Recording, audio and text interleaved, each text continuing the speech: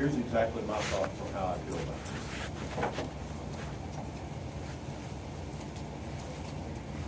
It's troublesome, because we went back and we've seen the train coming, and the closer we got to the end of the year, the brighter the light got.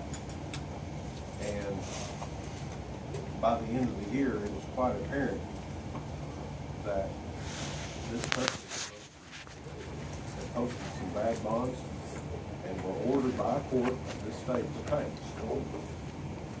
There was a consent order, and then the consent order was kind of that, that extra inning, if that's the one you want to look at it. And I might be off base here. But the consent order was like, okay, we're going to give you a little bit of fresh air. And then, in no time, regardless, I could care less about the events of a judge or this or that or anything. The fact of the matter is that there's been a judgment ordered on this.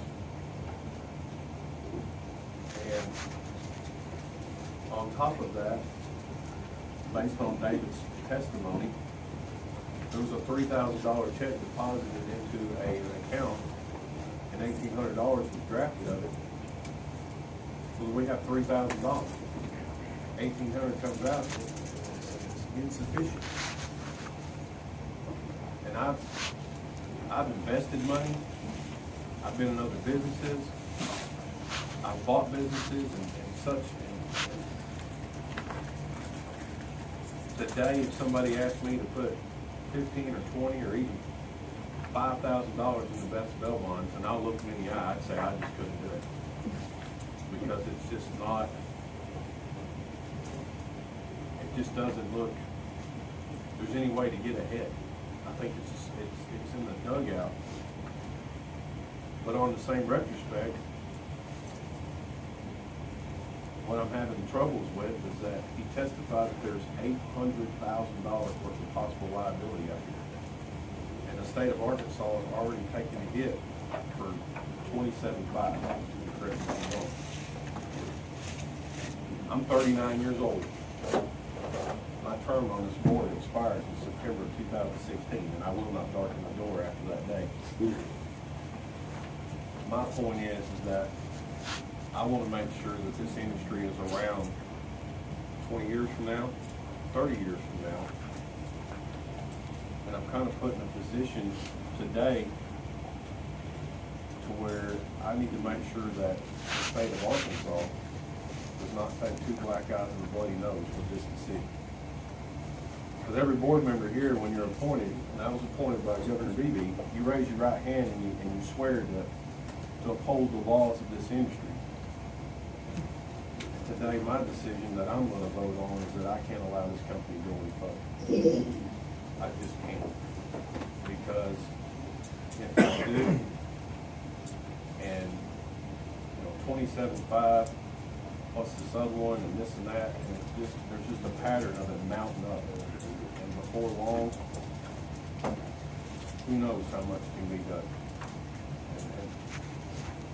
But I struggle with that, because he did testify that they have a pretty good retention rate of picking people up, and I honor that, and I believe him when he says that. So I mean, I'm not 100% set. It's, you give it a chance, or you don't, and you end up eating.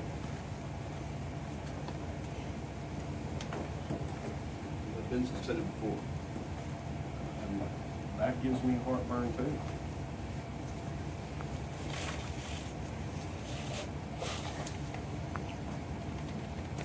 Chief,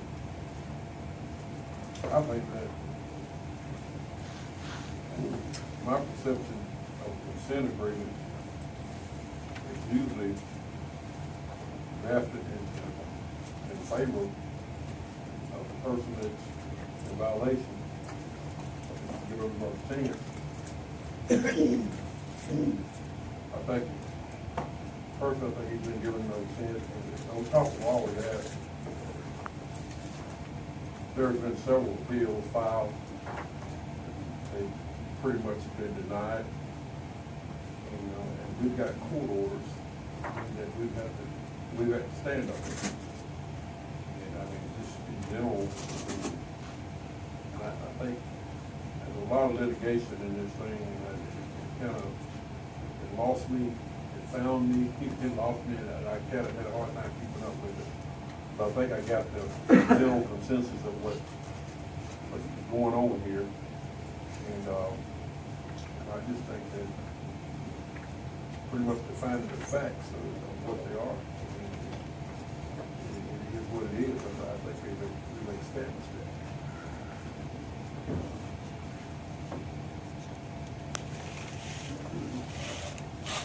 Well, this is a bless your heart matter, I'm telling you. I mean, everything that could go wrong with these folks did.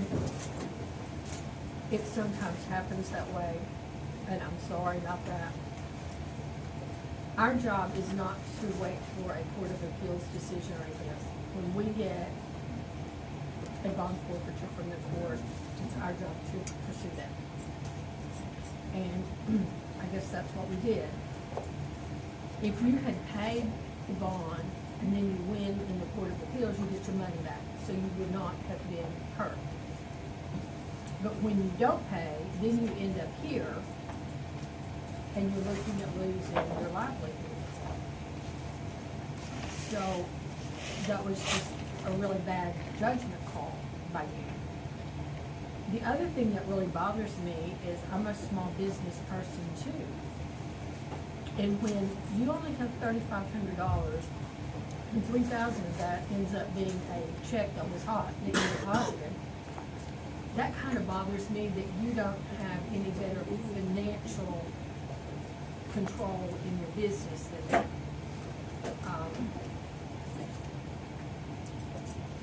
I don't think you have to have an MBA to understand that you need to have some cushion because people are gonna write you hot checks. I have a business and I've only had one or two hot checks and one was not hot, actually. But the thing is, if you have to count on a possible hot check to pay a bill, you're in a lot of trouble. That bothers me about your financial well-being and your financial position. That does bother me because I deal with the same people you do. And they're not very reliable, okay?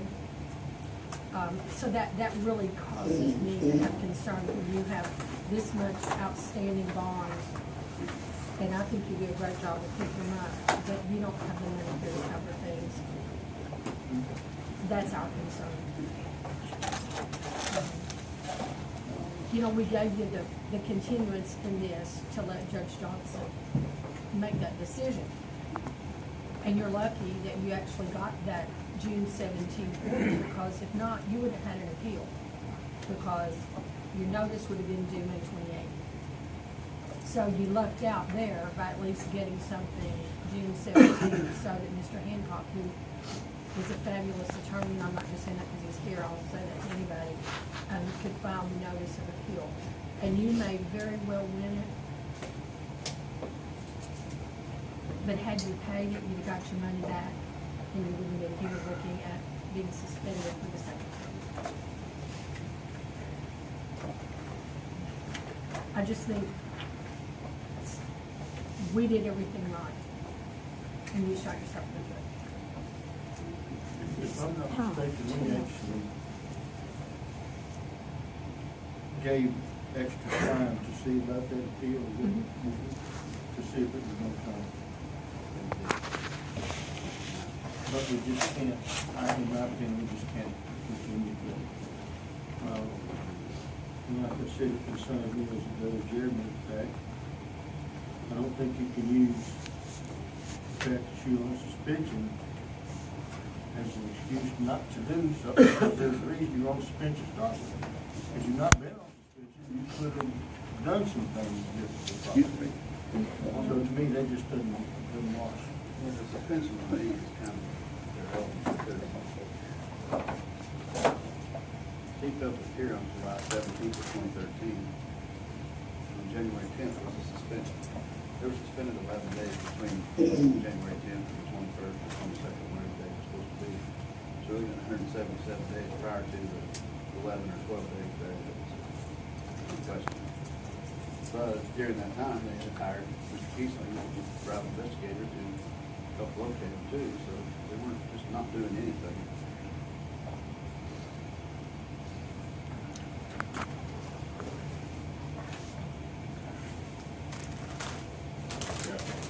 We obviously got the order from the forfeiture hotel by the judge. Yeah. Copy of it. Was the last one, I believe? 21. 21, I believe.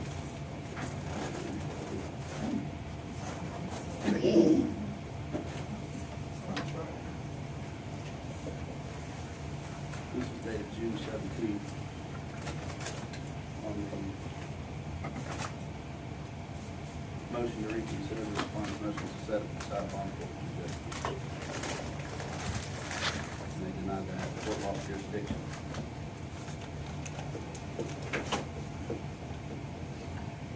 So that's what we're standing on right here, is this court, we're saying for the forfeiture, and this step saying that it's not, it's still valid.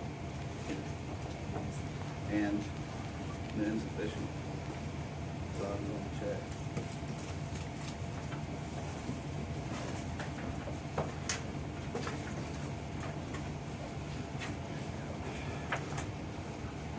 What's gonna be the motion? We haven't made one yet.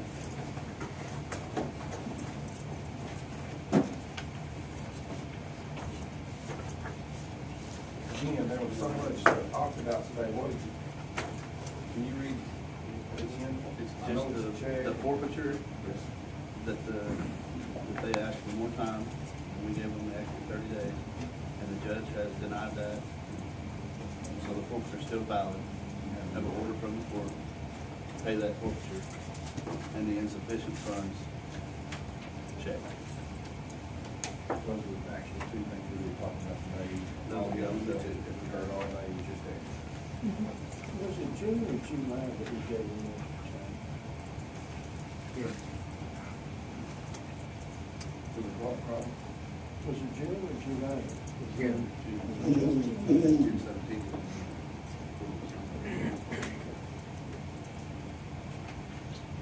And we did that to see whether Judge Johnson set it aside, didn't we?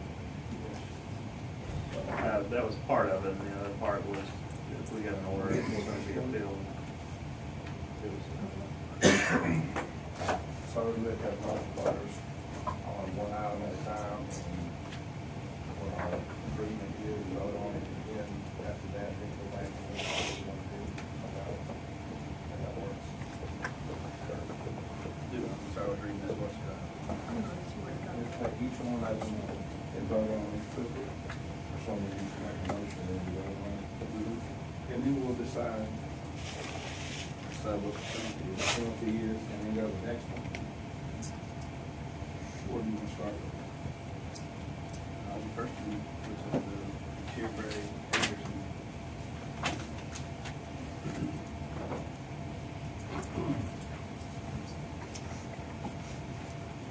How much money is it? The judgment's for $30,000. And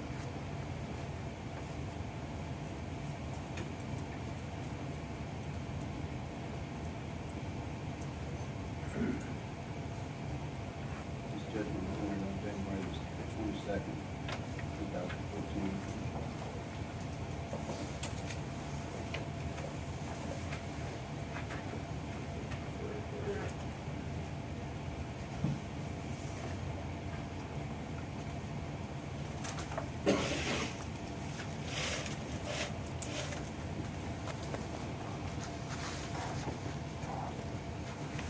So you make a motion? Yeah, we just off the record and then go back on. Yeah. Yeah. Top one, yeah. Yeah. So during that motion, the funds, paying the 30,000.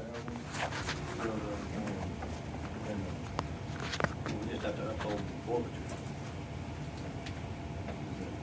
I don't think that's the way the court rules. I'll make that motion that we uphold the forfeiture.